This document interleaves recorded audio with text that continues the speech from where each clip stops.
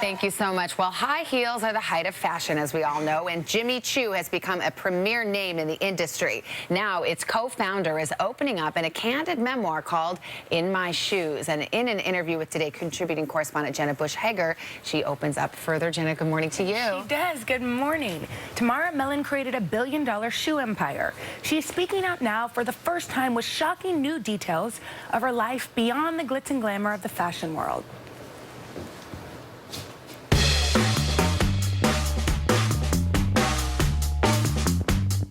It's a name that has become synonymous with women's fashion and glamour. A luxury brand even Carrie Bradshaw couldn't bear to part with. I lost my shoe! But for Tamara Mellon, the woman behind that brand, life at times has been anything but glamorous. One glass of wine for me turned into 6 o'clock in the morning and calling the Coke dealer, and then realizing, oh my God, I've got to be at work in 3 hours. After losing her job at British Vogue at the age of 27, she entered rehab. But there was a silver lining to hitting rock bottom. There, she began to pursue her dream of starting her own shoe business. When I came out of rehab, then I was absolutely determined to do it. And do you think this business in some ways saved your life? Absolutely. Mellon reached out to a former colleague from her days at Vogue, a shoe cobbler from London's East End named, you guessed it, Jimmy Choo. He made custom shoes for the rich and famous, including Princess Diana. And soon, a partnership was born. The original idea was for Jimmy to design the collection and I would run the operations of the business. But it soon became very clear that Jimmy's skill was in making shoes. He's a cobbler. And so he really never designed... Not one. One collection? Not one sketch that I get from him. Not one. So she became a designer by default.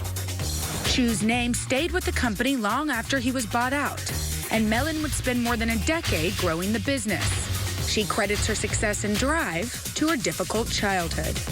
Your mom seems to have, of course, like all mothers do, play a very central role in shaping who you are even today. You know, she was a chronic alcoholic while we were growing up, and that goes with all the mood swings and the depression and the crazy and insanity behavior that goes around it, because if you can't trust your own mother, who can you trust? But Tamara says her father was her lifeline. The warmth and the love I felt always came from him. His death began a downward spiral for Mellon that would last for years. You know, my father died in 2004. I got divorced in 2005. Had a hostile takeover of my company in 2006. Mellon stepped down from Jimmy Choo in 2011, leaving behind the company she had started from scratch. And now she's stepping out with a brand new label, with her name on it this time. So what's it like to see this label, to see your name here? I can't believe that it's actually happened. You know, there it is, you know, because I had the dream and the vision, and now it's a reality. But still on her shelf, an appreciation for the shoe that helped change her life. So this is the infamous Carrie Bradshaw shoe. Do you remember the name of it before? Well, you know, with such early days, we didn't have names yet, so it had a number, 72149. You remember? I do. Living now in New York with her daughter Minty, Tamara is drawing from the past to write a new chapter for her own daughter, this time filled with love. If I have a bit of equanimity now and I'm better at standing my ground, it's only because I fought my way through the rites of passage. We reached out to both Jimmy Choo and Tamara Mellon's mother, and both declined to comment. However, Tamara's brother reportedly has said recently that their mother wasn't an alcoholic and that they had amazing parents. Tamara's mom herself has said in the past that she is proud of her daughter's achievements and would like to one day heal their rift. But efforts to reach them have both been rejected. She's a pretty amazing woman. I mean, she's overcome a lot. Yeah, I mean, and the controversy and overcoming all that aside, I noticed that a lot of you were hyperventilating. Over the shoe closet. I mean, you've never seen anything like that. I mean, a shoe closet. Can you imagine? No. Well, now I can. Yes, I can imagine. You can it, dream. But it's still Exactly. It's something to aspire to. I think there were pearly gates in front of the shoe closet. Having a child named Minty Mellon. We all reached over to each other. Hold me.